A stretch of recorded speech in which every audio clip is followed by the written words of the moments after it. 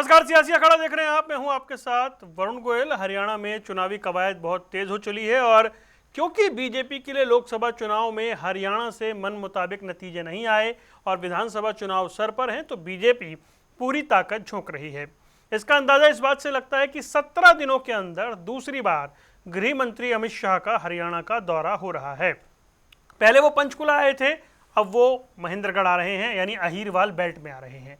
पिछली बार जो बीजेपी की सरकार बनी थी उसमें जीटी रोड बेल्ट के अलावा अहीरवाल बेल्ट की बड़ी भूमिका थी। एक बार फिर यहां से बीजेपी को उम्मीद है, लेकिन उससे पहले की जो एक्सरसाइज है वो ये कि बीजेपी बेहतर करे और जो गलतियां हुई हैं उनको दोबारा ना दोहराया जाए। अहीरवाल बेल्ट में गृह मंत्री अमित शाह का आना बड़ा महत्वपूर्ण है। बीजेपी ने पूरी ताकत झोंक रखी है, लेकिन इससे चुनाव पर कितना असर पड़ेगा और चुनाव से इतर बीजेपी की तैयारियां कितनी पुख्ता होंगी उसे समझेंगे। पहले रिपोर्ट देखिए। हरियाणा के लोकसभा चुनाव में झटका लगने के बाद बीजेपी विधानसभा चुनाव की रणनीति बनाने में जुट गई है। 2019 के लोकसभा चुनाव में राज्य की सभी 10 सीटों पर जीत हासिल करने वाली बीजेपी को इस बार केवल 5 सीटों से ही संतोष करना पड़ा है, जबकि अन्य 5 सीटों पर कांग्रेस की जबरदस्त वापसी हुई है। ऐसे में बीजेपी ने राज्य में अपनी सत्ता बचाने के लिए बदली हुई राजनीति के साथ चुनावी मैदान में उतरने का फैसला लिया है। बड़ी खुशी की बात है कि आधुनिक भारत के चाणक्य, भारत के गृह मंत्री अमित शाह जी हमारे महेंद्रगढ़ में जो कल सुबह 10 बजे आ रहे हैं और ये ओबीसी सम्मेलन प्रदेश का होगा। लाखों की संख्या में लोग वहाँ पर पहुँचेंगे और सारे ओबीसी समाज में खुशी की लहर है। भारतीय जनता पार्टी ने बहुत सारी घोषणाएं की हैं ओबीसी समाज के लिए, उनको सुविधाएं देने के लिए, और उम्मीद है कि कल भी और ज़्यादा सुविधाएं उनको मिलेगी। लोहारू हल्के से भी बहुत सारे लोग जो है इस सम्मेलन में भाग लेंगे। सारे क्षेत्र में खुशी की लहर है। हरियाणा में नायब सिंह सैनी के मुख्यमंत्री बनने के बाद लंबे समय से नए बीजेपी प्रदेश अध्यक्ष को लेकर अटकलें लगाई जा रही थी, लेकिन अब बीजेपी प्रदेश अध्यक्ष के पद पर मोहनलाल बडौली की ताजपोशी हो चुकी है। बडौली का ताल्लुक ब्राह्मण समुदाय से है, जबकि प्रदेश के मुख्यमंत्री नायब सिंह सैनी पिछड़े समुदाय से आते हैं। इस तरह बीजेपी ने राज्य के 2 प्रमुख पदों के जरिए जातीय समीकरण साधने की कोशिश की है। विधानसभा चुनाव को लेकर गृह मंत्री अमित शाह खुद तैयारियों का जायजा लेकर रणनीति बनाने में जुट गए हैं। 17 दिन के भीतर अमित शाह का ये दूसरा हरियाणा दौरा हो सकता है। इससे पहले 29 जून को केंद्रीय गृह मंत्री अमित शाह हरियाणा दौरे पर आए थे, जहां उन्होंने पंचकुला में प्रदेश कार्यकारिणी की बैठक को संबोधित किया था। इस बैठक में अमित शाह ने कार्यकारिणी के सदस्यों से आगामी विधानसभा चुनाव को लेकर चर्चा की थी। साथ ही ये स्पष्ट किया था कि अगला विधानसभा चुनाव सीएम नायब सैनी के नेतृत्व में ही लड़ा जाएगा। न्यूज डेस्क, जनता टीवी।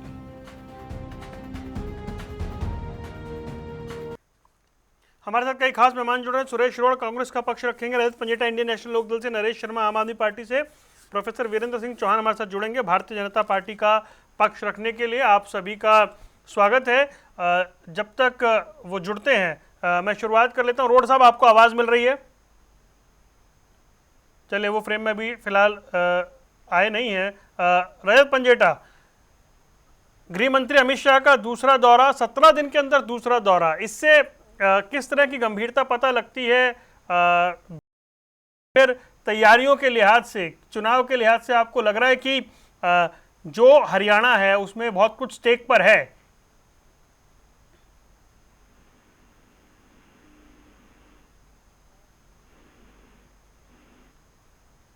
रजत भाई, आपकी आवाज नहीं आ रही है, देखिए म्यूट है क्या?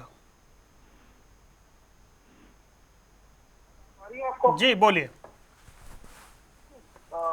स्टेज पर नहीं, मैं आपको जी ये कहूँगा कि जीतना ही जो है मुश्किल है हरियाणा के अंदर। उसके देखिए कई कारण है उसके। अगर आप भाजपा का वोट वाइज देखें तो 2019 में भाजपा को जो है वो लगभग 54 या 58% वोट लोकसभा में मिला था। उसके बावजूद भी 80 लगभग 79 सीट ये जो विधानसभा के सब जीत रहे थे। लेकिन सेंटर में तो वोट डाल दिया लोगों ने, लेकिन जब हरियाणा विधानसभा की बात आई, जब प्रदेश का चुनाव हुआ विधानसभा का, तो भाजपा को सत्ता से दूर कर दिया लोगों ने और 40 सीट के ऊपर जो है वो भाजपा सिमट गई। जब 2014 की अगर मैं बात करूं, जब पूरी वेव थी, जब पूरे देश में ही भाजपा की वेव थी, और उस समय भी जो बेस्ट परफॉर्मेंस रहा इनका वो 47 सीट का रहा। और 2009 में उससे पहले ये जो थे वो उससे भी कम थे, क्या कहते हैं, इंडिपेंडेंट से भी कम भाजपा के विधायक थे हरियाणा विधानसभा। तो जब पूरा का पूरा बेस्ट इनका 47 सीट या 10 लोकसभा की सीट जीतने के बाद भी 40 पर रखते थे, तो अब तो 10 साल की एंटी इनकम्बेंसी है। बहुत ज्यादा जो है वो जनता में रोष है। कोई भी मुद्दा अगर आप ले लें, युवाओं का ले लें, चाहे वो अग्निवीर योजना हो, चाहे कौशल रोजगार योजना हो, चाहे कोई रोजगार के अवसर हो, चाहे 2 लाख पक्की नौकरी के पद खाली हो, चाहे युवाओं में आप जमीनें बेच के विदेश जाने का मुद्दा हो, इजराइल में नौकरी हरियाणा सरकार ऑफर कर रही है वो मुद्दा हो, चाहे युवाओं का सुसाइड रेट जो है वो नेशनल एवरेज से भी ज्यादा है, हरियाणा के अंदर 2%, चाहे हर रोज 51 स्टूडेंट सुसाइड कर रहे हैं कहीं ना कहीं। तो देखिए बहुत लाचार होता है और बहुत हताश होकर कोई इंसान अपनी जान लेगा। चाहे किसानों का मुद्दा जो उनके मैनिफेस्टो में था कि आय दुगनी करेंगे, एनएसओ की रिपोर्ट 27 रुपए कहती है, 2022 तक करनी थी इन्होंने, आज किसान के ऊपर कर्जा और लागत जरूर बढ़ाने का काम किया है। जो गृहणियां हैं उनका बजट बिगाड़ दिया है, कहते हर चीज के ऊपर जीएसटी बहुत ज्यादा लगा दिया है, 5 साल में 2-2, 3-3 बार उसके रेट बढ़ा देते हैं। तो आम जनता की जेब कट रही है, तेल में, महंगाई में, जीएसटी में। उसके बाद गरीब और गरीब हो रहा है, अमीर और अमीर हो रहा है। मिडिल क्लास से ही ज्यादा जो है टैक्स वसूला जा रहा है और अमीरों को कॉर्पोरेट टैक्स के अंदर छूट दी जा रही है 6-6 लाख करोड़ की। उनके कर्ज माफ किए जा रहे हैं। तो चाहे उनकी एनपीएस की सेटलमेंट में उनको बेनिफिट देने का काम हो रहा हो। तो आज जो हर वर्ग है, कर्मचारी वर्ग है, उसकी कमर इन्होंने तोड़ी। और ये एनपीएस लाने वाले भाजपा वाले और हरियाणा के अंदर लागू करने वाले भूपेंद्र सिंह हुड्डा थे। तो अब अगर आपको उस हिसाब से जो आपका मुख्य प्रश्न था कि ये दूसरा दौरा जो हो रहा है, ये चिंता स्वाभाविक है। उनको अच्छी तरह पता है कि इतनी बेस्ट परफॉर्मेंस जब 2019 में थी, अब तो सीटें भी घट गई। तब तो लाखों के मार्जिन से, कोई 2019 में कोई कम मार्जिन नहीं था, बहुत लाखों के मार्जिन से इनके सभी एमपी जीते थे। अब तो मार्जिन भी बड़े कम हो गए, मुश्किल से 5 सीट जीत पाए। तो ऐसे सिनारियों के अंदर चिंता स्वाभाविक है। उनको भी अंदर से पता है धरातल के ऊपर 10 साल के एंटी इनकम्बेंसी को बहुत, जब सेंटर में नहीं झेल पाए, आज क्षेत्रीय पार्टियों के बदौलत जो है वो सेंटर की सरकार चल रही है। और कभी बदली अगर कुछ उलट फेर हुआ तो भी आपको पता है कि उसमें इंडिया अलायंस भी कभी आया तो उसमें भी मुख्य भूमिका इन्हीं क्षेत्रीय दलों की होगी। यही गेम चेंजर होंगे, तो किंग मेकर होंगे। तो अब जो हरियाणा के संदर्भ में आप बात कर रहे हो, मैं निश्चित रूप से कह सकता हूँ कि दोनों पार्टियां जो भी मर्जी कहें, चाहे भाजपा है चाहे कांग्रेस है, ये चाहे क्षेत्रीय, इनका एक नैरेटिव इन्होंने सेट करना है। ये लोकसभा की क्या करेंगे, ये लोकसभा की जो इनकी रील चल रही थी ना, हम सक्षम है 10 की 10 सीट जीतने में, जो झूठ बोला गया 10 की 10 कमल खिलाने में, हुड्डा जी ने कहा 10 की 10 सीट जीतने में सक्षम है। मैं हर बार इस डिबेट पे भी बोलता हूँ, और क्योंकि मैंने डिबेट निरंतर कॉन्टिन्यूस की है, और भाजपा वालों ने कहा 10 के 10 कमल खिलाएंगे, ऐसे झूठ बोलने के रहना चाहिए। दोनों ने मिलकर इस देश को और प्रदेश को लूटा है।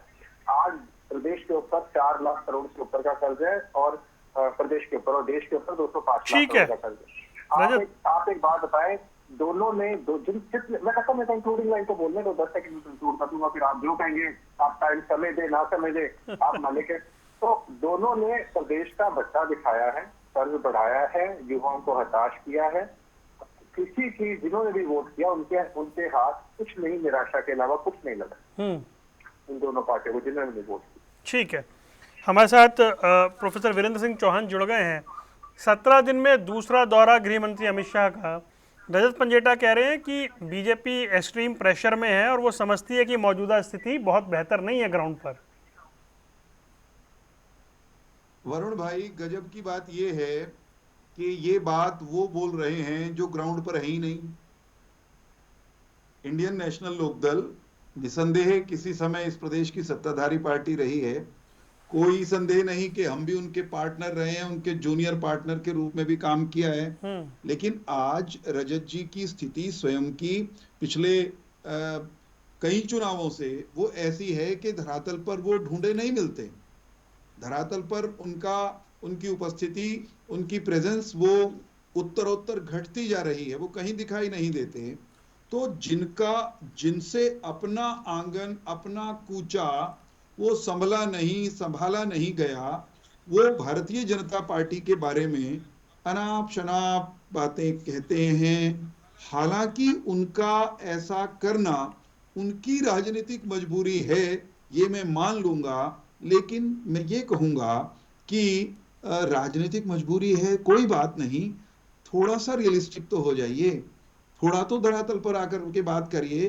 क्योंकि जब आप कोयंबटूर में खड़े होते हैं और अपने आप को आप कलकत्ता में खड़ा हूं ये बताने लगते हैं, तो लोग आप पर हंसते हैं। इंडियन नेशनल लोकदल की स्थिति कुछ वैसी ही है। भारतीय जनता पार्टी आज भी प्रदेश के मतदाताओं की पहली पसंद है। प्रदेश में इंडियन नेशनल लोकदल हमारे नेड़े तेड़े भी नहीं है, अगर पंजाबी में कहना हो तो।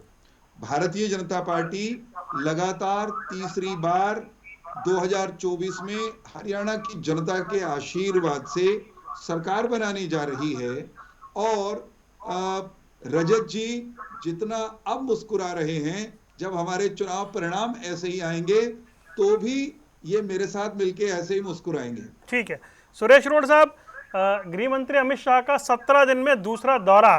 अभी कांग्रेस की टॉप लीडरशिप ने आना शुरू नहीं किया है, लेकिन बीजेपी के बड़े नेताओं के दौरे ज्यादा हो रहे हैं, इसके मायने क्या हैं?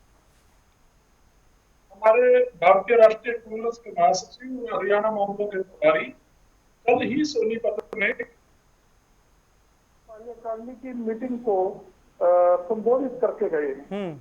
और इससे अलग अभी उन्होंने जींद में सामाजिक स्तर का सम्मेलन किया था, जो एससी सम्मेलन जिसको पार्टी ने नाम दिया था।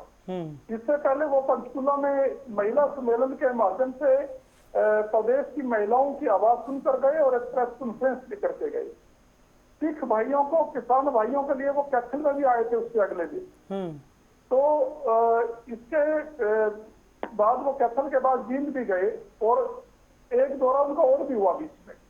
यानी हमारे तो राष्ट्रीय स्तर के नेता जो पीडब्ल्यूसी कांग्रेस की सबसे शक्तिमान कमेटी के सदस्य भी हैं और भारतीय राष्ट्रीय कांग्रेस के राष्ट्रीय महासचिव भी हैं, और हरियाणा और दिल्ली, देश की कैपिटल है जो दिल्ली, वहां के भी हरियाणा के सांसद वो प्रभारी भी।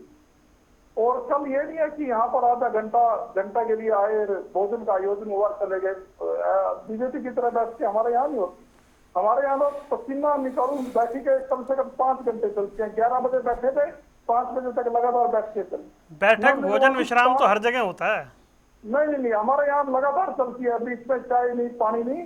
जैसे किसान खेत में मेहनत करता है, जवान सीमा पे करता है, ऐसे कांग्रेस के जांबाज कार्यकर्ता और नेता भी ऐसे मेहनत करते हैं।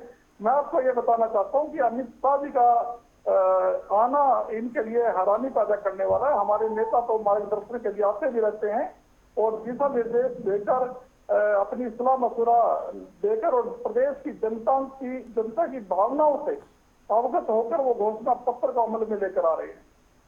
ये पहली बार हो रहा है किसी पार्टी में कि जनता की आवाज से घोषणा पत्र जारी किया जाएगा। नहीं तो ड्राइंग रूम में बैठ के राजनीतिक पार्टियां घोषणा पत्र जारी कर दिया करती थी। शायद मैं कोई कांग्रेस भी इस मामले में लापरवाही में की, पहले हमने भी किया होगा, लेकिन इस बार राहुल जी की यात्रा के बाद ये चेंज आया है कि हर वर्ग की राय लेकर, सुझाव लेकर तो हम अपना घोषणा पत्र अमल में लेके आएंगे। ठीक है। और वो ऐसा घोषणा पत्र होगा जनता से सीधा जुड़ा हुआ होगा और प्रदेश में आगामी चुनाव में भारी बहुमत से कांग्रेस की सरकार बनाएगा।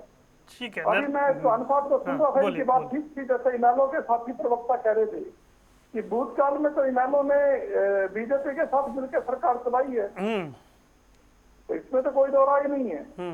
और अब जैसे कांग्रेस से बार बार पंजेटा जी कह रहे हैं कि अभी दूसरे चरण पर भी कह रहे थे कि बीजेपी और कांग्रेस की दी हुई है, हुड्डा साहब को टारगेट करते हैं कि हुड्डा साहब ने 10 सीट का वायदा किया था। अरे 10 सीट तो हमने प्रदेश की जनता ने हमारे को देनी थी, और प्रदेश की जनता की कसौटी पे खरा उतरने का वायदा कांग्रेस पार्टी हुड्डा साहब ने किया। तो क्या आरोन चौहान साहब, आरोन 2 मिनट दीजिए बस। देंगे या लेंगे कि हम 10 सीट दे देंगे, कोई लोकप्रियता के ऊपर आपकी डिपेंड करता है कि हम समझौता करके अगर किसी पार्टी के साथ 10 ले भी लेते, तो हमारी अगर विचारधारा और हमारी लोकप्रियता में भविष्य में अगर कोई ठेस पहुंचती है तो पार्टी सोच समझकर अपना फैसला लेती है। तो कोई ऐसी बात नहीं है कि जनता ने हमारे को दी, हम 5 सीट दी, उसके लिए भी जनता जनार्दन का हाथ जोड़कर नतमस्तक होकर धन्यवाद करते हैं, और अन्य 5 पे हमारे को मजबूत टक्कर देने के काबिल जनता ने बनाया, उसके लिए भी धन्यवाद है। और भविष्य में आगामी चुनाव के लिए बस रोड साहब जी अपना विधानसभा राउंड 2 में आता हूं ना, मैं फिर आता हूं आपके पास। ठीक है चौहान साहब, एक मिनट दीजिए, कांग्रेस सरकार 1 मिनट दीजिए, बताता हूं। नरेश भाई, 17 दिन में दूसरा दौरा, मेरा सेम सवाल है, बीजेपी गंभीरता से चुनाव को ले रही है या बीजेपी मुश्किल में है इसलिए बड़े नेताओं के दौरे हो रहे हैं? आप कैसे एनालिसिस करते हैं?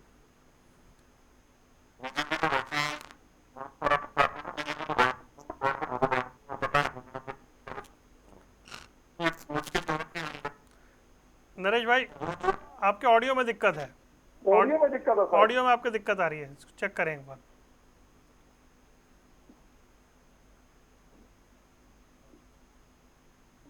चलिए मैं आता हूँ, जल्दी से आता हूँ, जैसे आपका ऑडियो ठीक होता है, वो समस्या दे रहा था।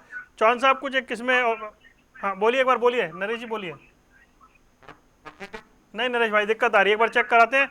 एक चौहान साहब का इसमें एक ऐड करते हैं, फिर आता हूँ रजत आपके पास। जी प्रोफेसर चौहान बोलिए।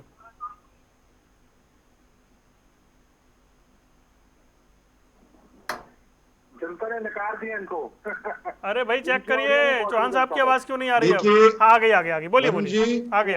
वरुण जी, मैं ये विनम्रता से कह रहा हूं कि आइए हरियाणा की सियासत के वास्तविकता वाले धरातल पर चलें, और वास्तविकता वाला धरातल ये कहता है कि कांग्रेस वो बीत चुकी है, वो अतीत है, और इंडियन नेशनल लोकदल इतनी बिखर चुकी है कि उसके संवरने के, लौट आने के कहीं दूर दूर तक, कम से कम 24 में कोई चांसेस दिखाई नहीं देते।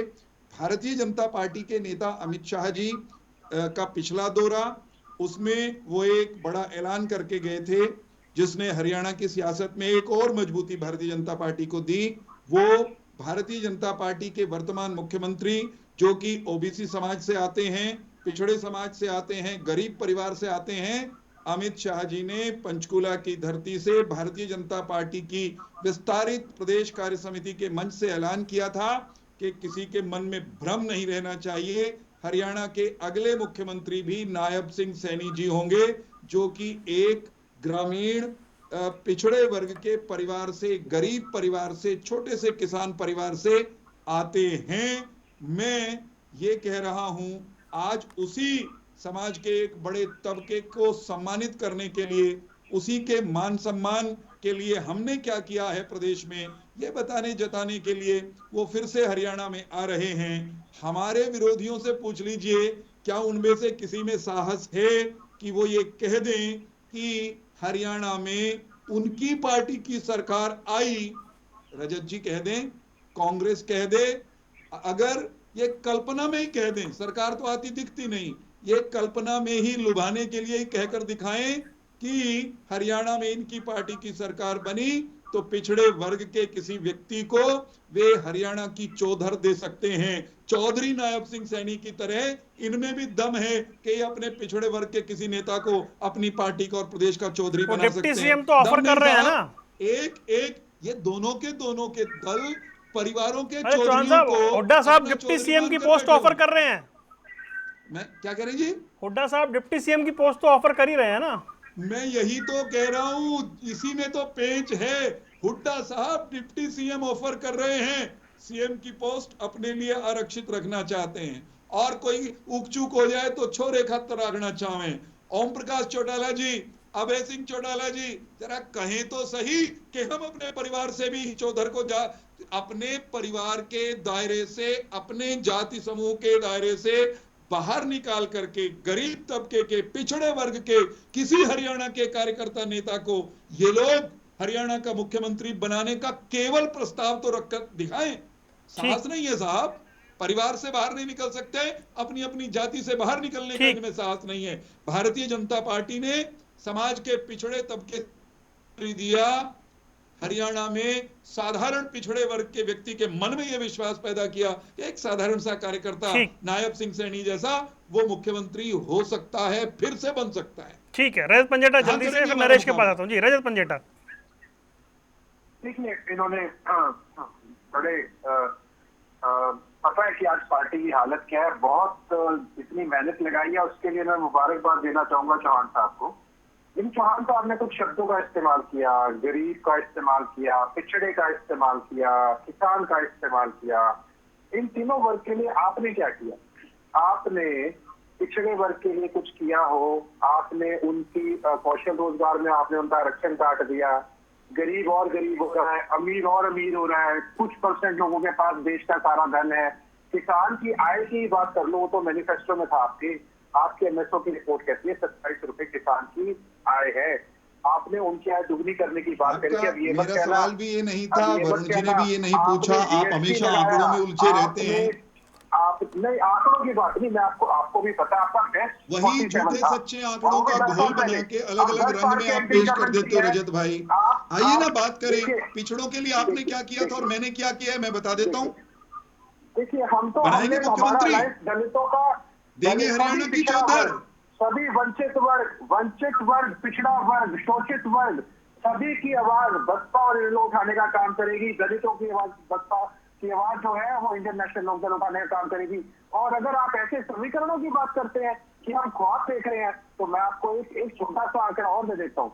2009 के अंदर आपकी जो पार्टी है भाजपा, वो इंडिपेंडेंट से भी कम विधायक थे आपकी पार्टी के 2009 में। किसने सोचा था कि भाजपा की सरकार बन जाएगी? बनी ना। सरल बात कर रहा हूँ, ये देख के चलिए, मैं तो सरल बात कर रहा हूँ। आप पिछड़ों के हिमायती होने का दावा करते हैं और हमने कुछ नहीं किया, ये आरोप लगाते हैं। केवल इतना कहलवा दीजिए अभय सिंह चौटाला जी से कि किसी पिछड़े वर्ग में पैदा हुए अपनी ही पार्टी के कार्यकर्ता को आप मुख्यमंत्री बना सकते हैं, त्याग कर सकते हैं अपने व्यक्तिगत महत्वाकांक्षा का, नहीं करेंगे? एक घर से बाहर नहीं निकल सकते, घर की चार दीवारी में सिमट कर रखनी है चौधर। चौधर अपने घर की जाति की चार दीवारी में समेट कर रखना चाहते हैं रजत भाई। अच्छा रुक जाइए, आपके नेता भी, कांग्रेस के नेता भी। कंटिन्यू बोलोगे, अच्छा ठीक है, मतलब आप प्रश्न नहीं कर रहे, आप मेरा समय खाने की कोशिश कर रहे हैं। जब आप कंटिन्यूस नहीं रहेंगे, आप इंडियन नेशनल लोकदल की सरकार बनवाइए। मैं आपको यहाँ दावा करके बोल देता हूँ कि मुख्यमंत्री हम बनवा देंगे। और बोलिए आप, अरे बनवा देंगे, चाहे 1 साल के लिए बने, 2 साल के लिए बने, उसकी चिंता क्यों करते हो आप? पहली बात, 1 मिनट, इनको डाउट हो रहा है, इन्होंने कुछ नहीं किया, केवल अपनी पार्टी में लोगों को ऊपर बढ़ाने के लिए बात करते हैं। आप वरुण जी, मुझे आपका प्रश्न भी पता है कि अभय सिंह जी मुख्यमंत्री का चेहरा होगा, मुझे पता है आपको मेरा सवाल भी पता है। ये आप चिंता ना कीजिए, ये आपको ये भाजपा के प्रवक्ता ने बीच में आके, क्योंकि अपनी विफलताएं, आप ये बताइए, आप बच्चों को इजराइल भेज रहे हो, आपकी सुसाइड रेट 51 रोज सुसाइड कर रहे हैं, 5 बच्चे रोज। इतने समय से साथ चर्चा करने का इतना असर आ गया कि बताइए रजत भाई को ये भी पता मैं क्या पूछने वाला हूँ। भाई कमाल हो गई, फ्रीक्वेंसी इतनी अच्छी मैच हो रही है। ये विषय के अलावा सारे आंकड़े लेकर आते हैं।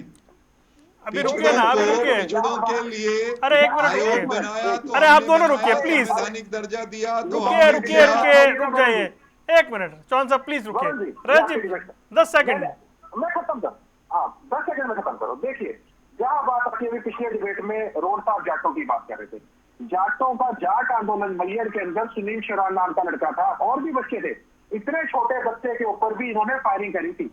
ये हुड्डा साहब की करामात है। ये जाटों पे बनते हैं, क्या कहते हैं, हम बनेंगे। ये जाटों का सबसे ज्यादा नुकसान अगर किसी ने किया तो भूपेंद्र सिंह हुड्डा ने किया। ठीक है नरेश भाई, नरेश चर्चा में अभी तक इन्वॉल्व नहीं हुए प्लीज। तो मिर्चपुर कांड कांग्रेस को नहीं भूलना चाहिए, दलितों को उजाड़ के रख दिया था।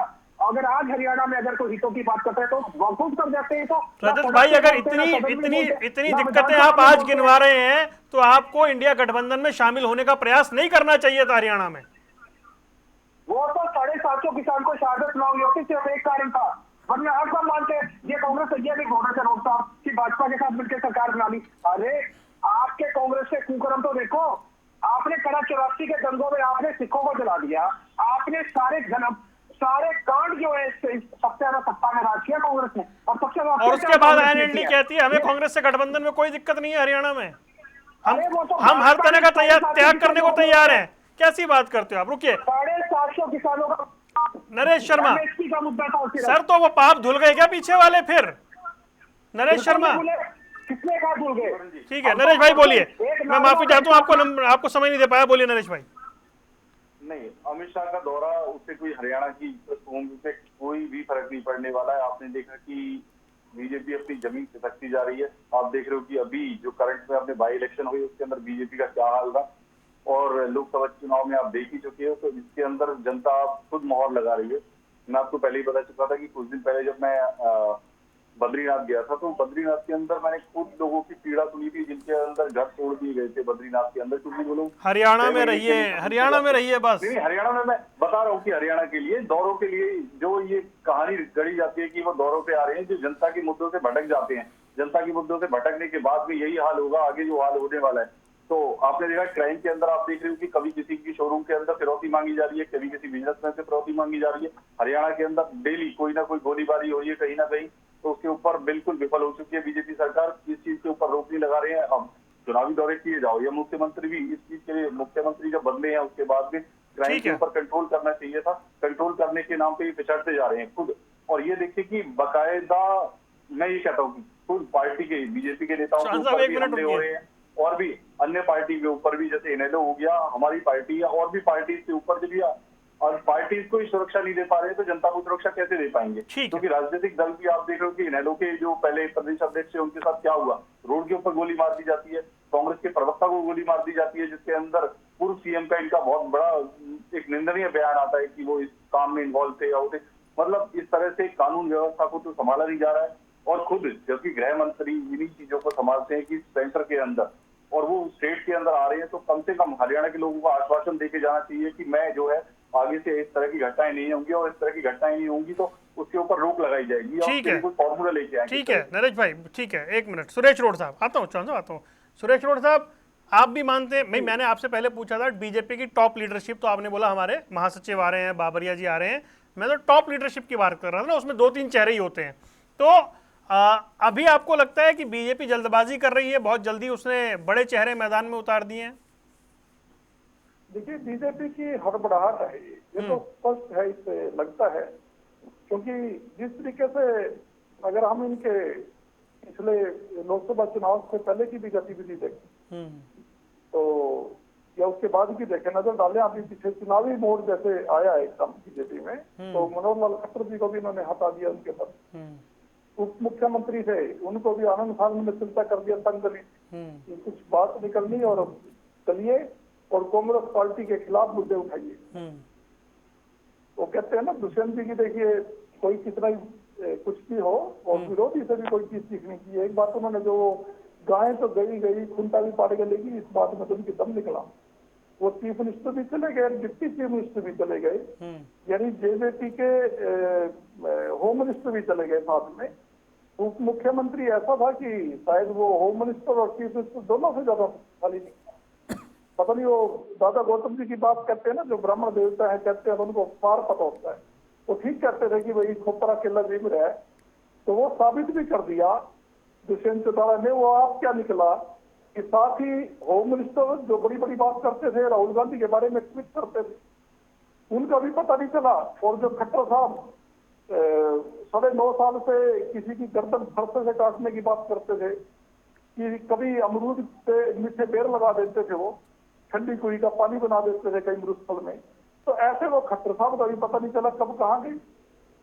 तो ये तो इनकी बौखलाहट साफ दिख रही है कि चाहे मुख्यमंत्री को बदलना चुनाव से 6 महीने पहले बड़ी घटना है, राजनीतिक घटना है। और हम शुरू से कह रहे थे कि मोदी जी उनके परम मित्र रहे हैं या उनके गुरु रहे हैं खट्टर साहब के, हमें कोई आपत्ति भी नहीं है। आप किसी को अपने साथ रखिए, किसी के साथ आप अच्छे संबंध रखिए, मोदी जी खट्टर जी का मामला। लेकिन हमें पहले से पता था कि खट्टर साहब को बैठ सेंटर में कर देंगे।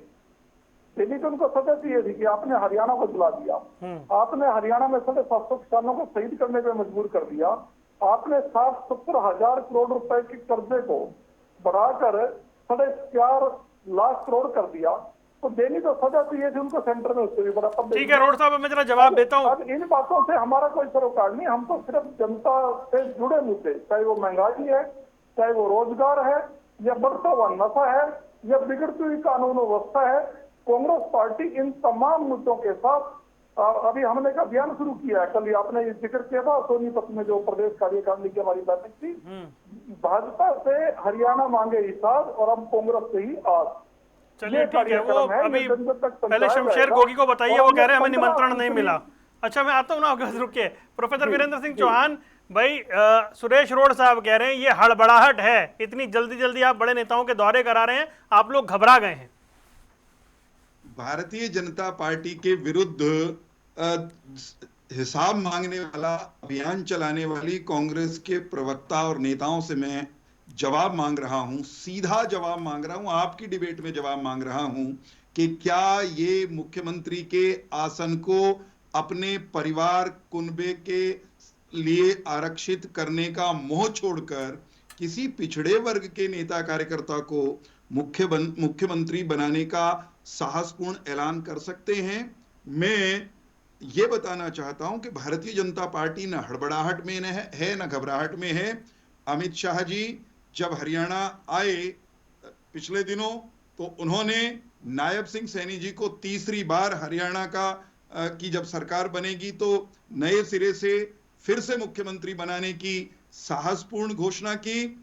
और अमित शाह जी वो शख्सियत हैं, वह व्यक्तित्व हैं, वो राजनीतिक महामानव हैं जिनके नेतृत्व में भारतीय जनता पार्टी, जो कभी 1980 में 11 सदस्यों से नए सिरे से शुरू हुई थी, जिनके नेतृत्व में वो 18 करोड़ सदस्यों का आंकड़ा पार किया है भाजपा ने, उनके आने से उनको बुलाना पार्टी को और ऊर्जा देने के लिए तय किया गया कार्यक्रम है।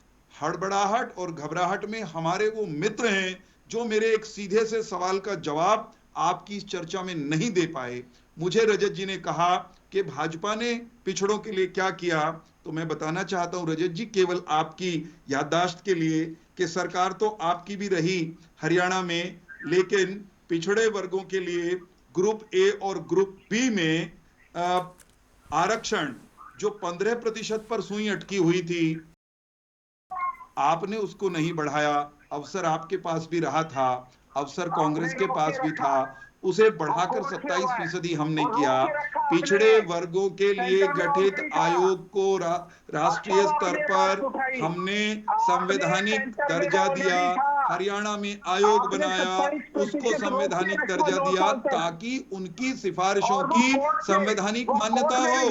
भाई साहब, हम जो कहते हैं वो करते हैं। आप में साहस है क्या? आप में हिम्मत है क्या? आप में हिम्मत है क्या? पंचायती राज में पिछड़ा वर्ग के ए श्रेणी को आरक्षण देने का साहस था क्या? दिया क्या आपने? अरे भाई, एक कुनबा, एक परिवार में भी आधा परिवार, और कहते हैं कि हम बनाएंगे सरकार।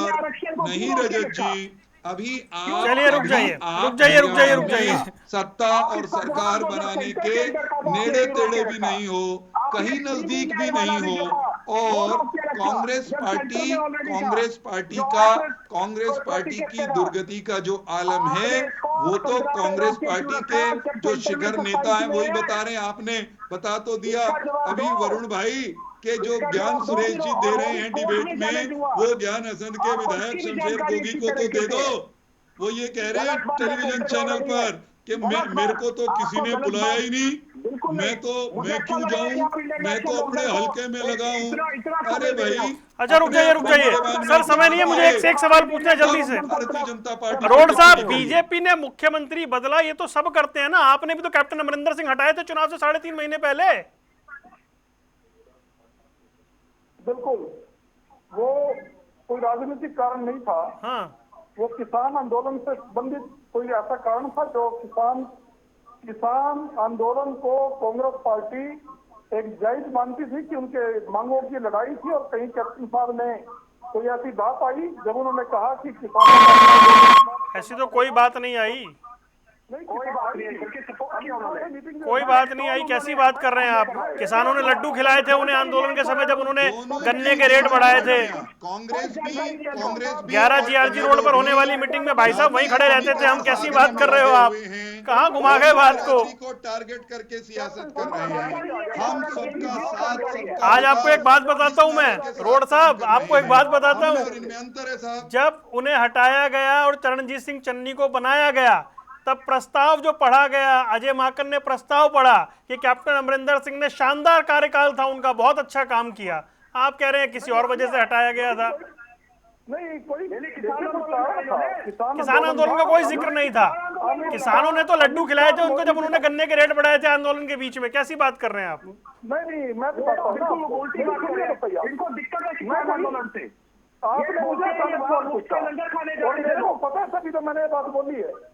कैप्टन अमरिंदर सिंह जी ने मोदी जी से और अमित शाह से, अरे हम वहीं खड़े थे भाई साहब, कैसी बात कर रहे हैं कांग्रेस आप? पार्टी ने कहा कि हम यहाँ पर दबाव नहीं चलेगा, आप किसानों के धरने को बंद नहीं करा सकते, उनकी लोकतांत्रिक की मांग है।